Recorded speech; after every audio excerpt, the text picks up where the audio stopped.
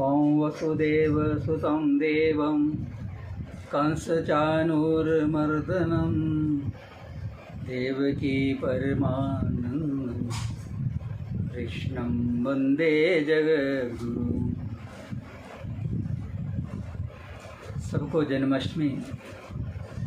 पर्व की बधाई हो। ये जन्माष्टमी का पर्व हम इसलिए मनाते हैं कि भाद्रपद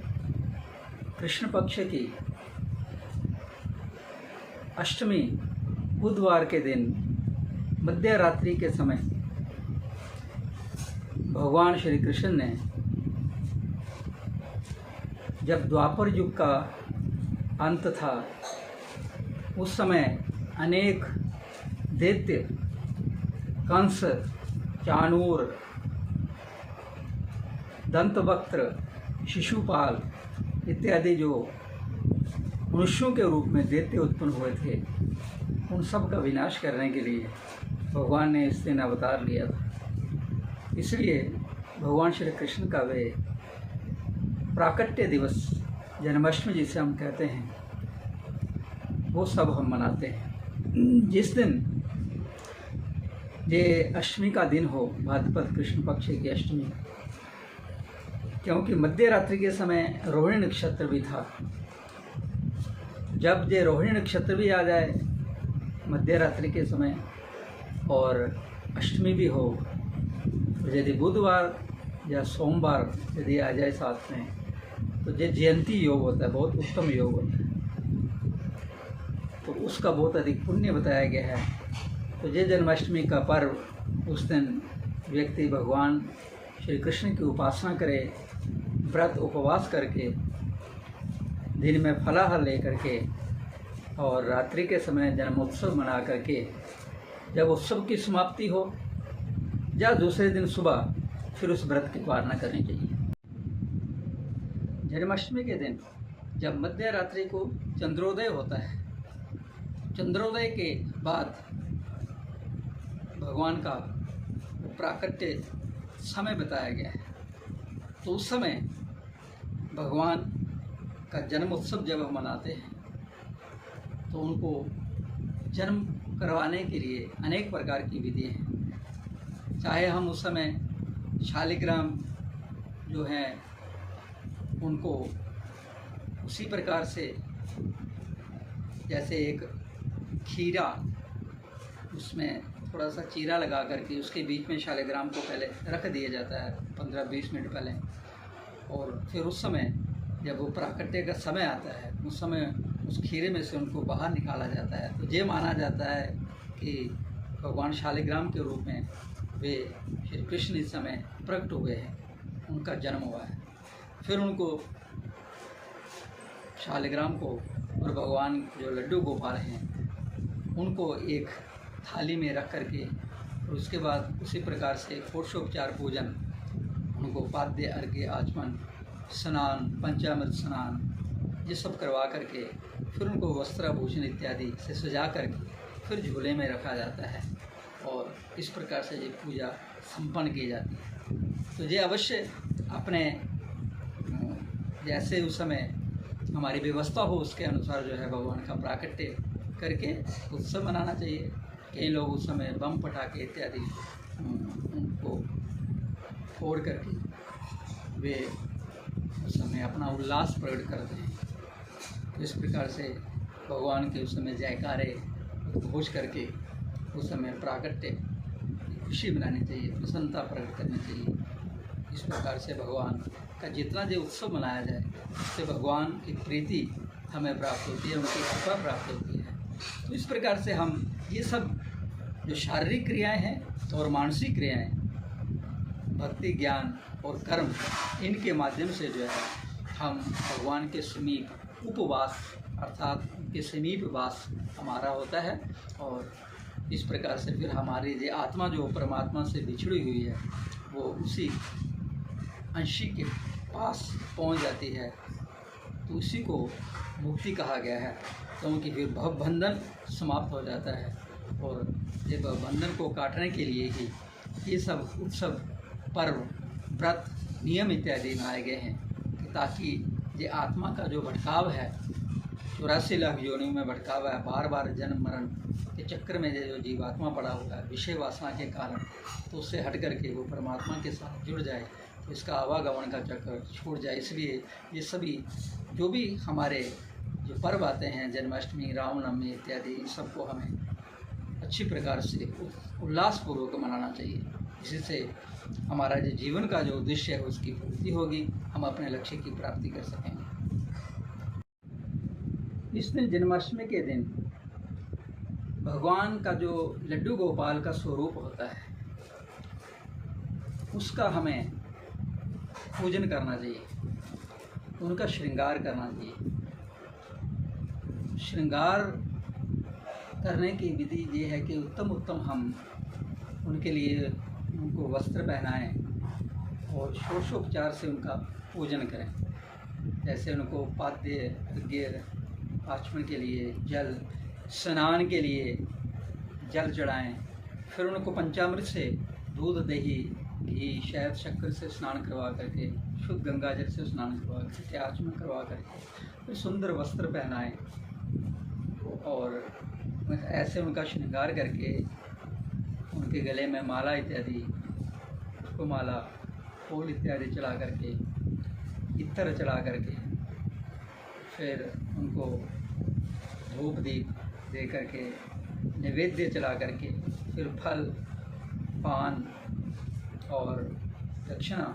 और आरती इत्यादि के माध्यम से पुष्पांजलि दे करके, इस प्रकार से हम षोडश उपचार से उनका पूजन करें और इस प्रकार से हम लड्डू गोपाल के श्रृंगार करके उनका जो उनकी कृपा है वो प्राप्त करने का प्रयास करें। जन्माष्टमी के दिन भगवान के उस बाल स्वरूप लड्डू गोपाल के लिए झूला रखना इसलिए बहुत आवश्यक है क्योंकि जब भगवान का प्राकट्य हुआ था, मथुरा से वे गोकुल पहुंचाए गए और उसके बाद वहाँ पर जन्मोत्सव मनाया गया। फिर जन्मोत्सव के बाद जब भगवान श्री कृष्ण करवट बदलते हैं, उत्सव मनाया जाता है, फिर उनको झूले में पलने में रखा जाता है, फिर उत्सव मनाया जाता है। इस प्रकार से भगवान ने जब आगे बाल क्रीड़ाएँ की तो उस समय श्रावण के महीने में झूला वो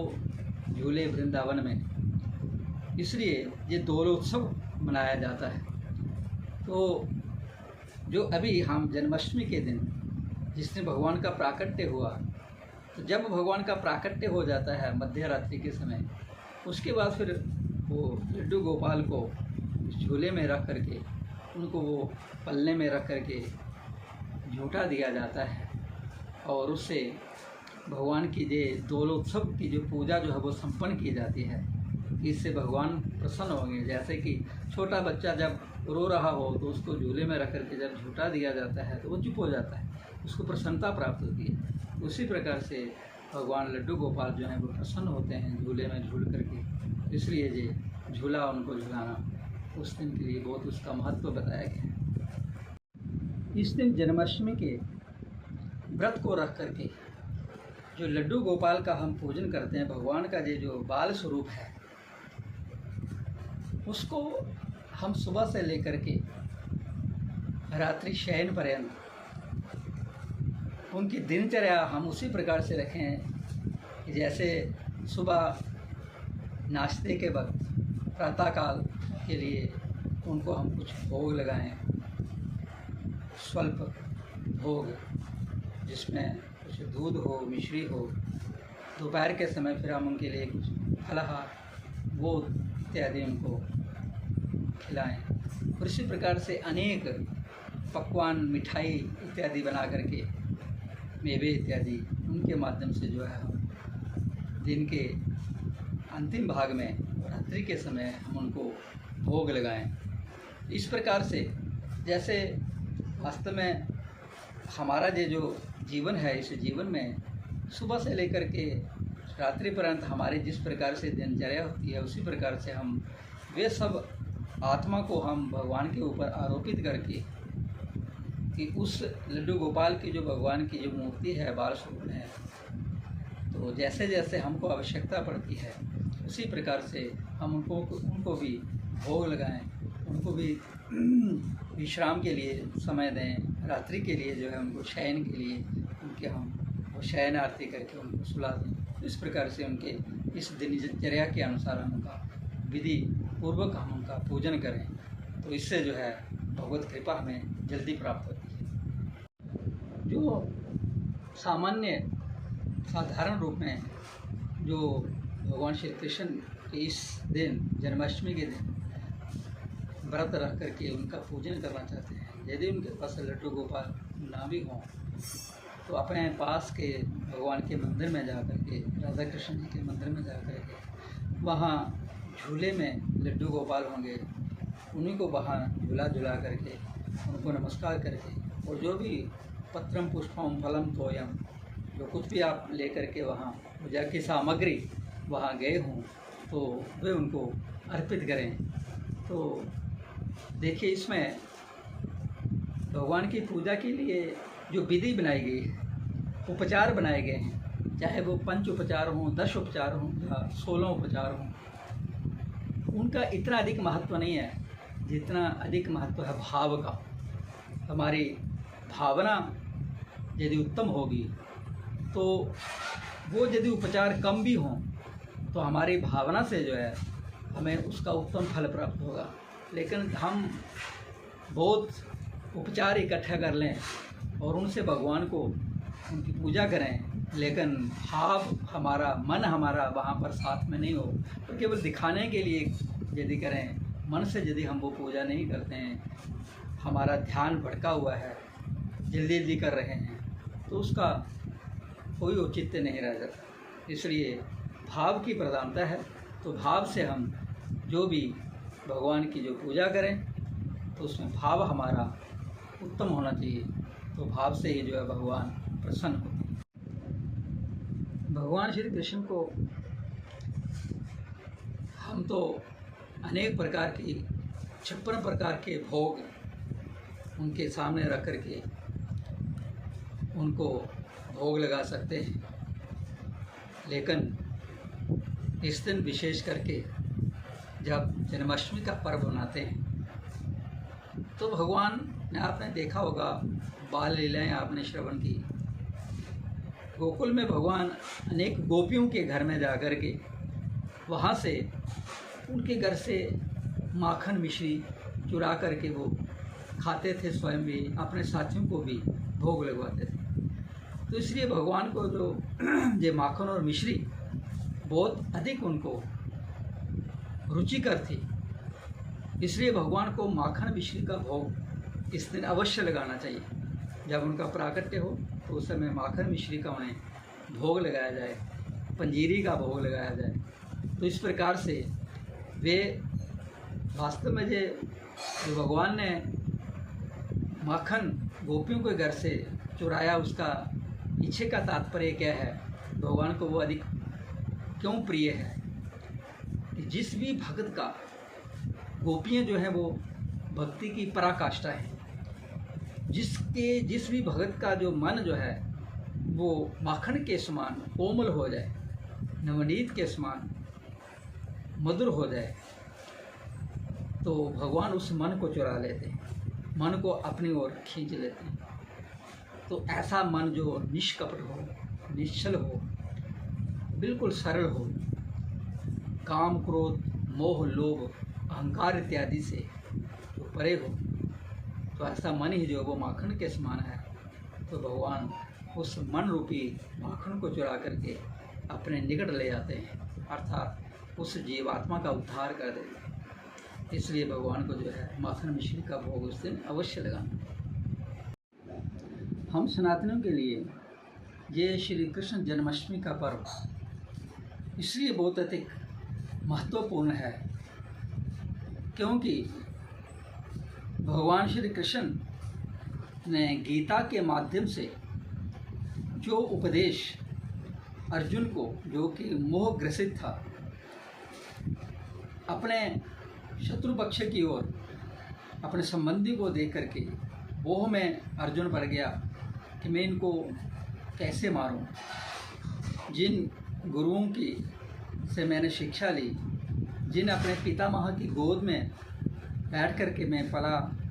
और बड़ा हुआ, जिन सब संबंधों का मुझे प्रेम प्राप्त हुआ, और फिर जो हम राज्य प्राप्त करना चाहते हैं, तो उस राज्य की प्राप्ति के बाद जिन संबंधियों को हम सुख देना चाहते हैं, उन सबको मार करके हम इस राज्य को मैं प्राप्त नहीं करना चाहता। इस प्रकार से मोहग्रसित जो अर्जुन थे, उनको भगवान श्री कृष्ण ने उनका मोह समाप्त किया, आत्मज्ञान दिया और उनको ये बताया कि वास्तव में जो है ये शरीर ही नाशवान है, बाकी आत्मा तो अजर अमर है। आत्मा इस शरीर के पहले भी थी, शरीर के विनष्ट होने के बाद भी आत्मा हमेशा रहती है।